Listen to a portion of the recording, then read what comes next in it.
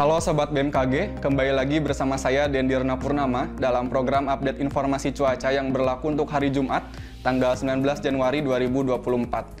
Sobat BMKG, untuk saat ini terpantau satu siklon tropis anggrek di wilayah bagian barat daya dari Bengkulu dengan kecepatan angin maksimum sebesar 40 knot dan tekanan udara minimum sebesar 997 milibar dan bergerak ke arah selatan. Kemudian dampak dari siklon tropis anggrek terhadap wilayah Indonesia diantaranya yaitu ketinggian gelombang dengan ketinggian 2,5 sampai dengan 4 meter yang dapat terjadi di wilayah bagian barat dari Sumatera dan juga di wilayah bagian selatan dari Jawa bagian barat.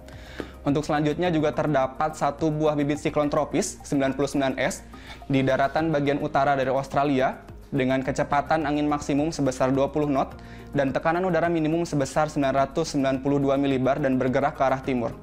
Kemudian dampak tidak langsung dari bibit siklon tropis 99S terhadap kondisi cuaca di wilayah Indonesia, diantaranya yaitu hujan dengan intensitas sedang hingga lebat yang diprediksi terjadi di wilayah Jawa Tengah, daerah istimewa Yogyakarta, kemudian Jawa Timur, Bali, NTB, NTT, dan juga wilayah Sulawesi Selatan. Selain itu, dampak tidak langsung dari bibit siklon tropis 99S yaitu tinggi gelombang dengan ketinggian 2,5 sampai dengan 4 meter yang terdapat di wilayah Laut Arafuru dan Laut Banda. Selanjutnya untuk prediksi angin permukaan di wilayah Indonesia bagian utara umumnya bergerak dari arah timur laut dan untuk wilayah Indonesia bagian selatan umumnya bergerak dari arah barat-barat laut dengan kecepatan angin berkisar antara 10 sampai dengan 50 km per jam. Kemudian untuk kondisi suhu di wilayah Indonesia berkisar antara 19 sampai dengan 34 derajat Celcius dengan kelembapan berkisar antara 55 sampai dengan 100%. Untuk prediksi gelombang di wilayah Indonesia dengan ketinggian 2,5 sampai 4 meter yang perlu diwaspadai yaitu di wilayah Laut Natuna bagian utara, kemudian di daerah bagian selatan dari Lampung dan Jawa hingga NTT, kemudian juga di wilayah Laut Arafuru dan di daerah bagian utara dari Sulawesi Utara, Maluku Utara, Papua Barat, dan juga wilayah Papua. Untuk selanjutnya, mari kita simak prediksi cuaca di kota-kota besar wilayah Indonesia. Kita mulai dari wilayah Sumatera. Untuk potensi hujan ringan terdapat di wilayah Banda Aceh, Medan, dan juga Pekanbaru.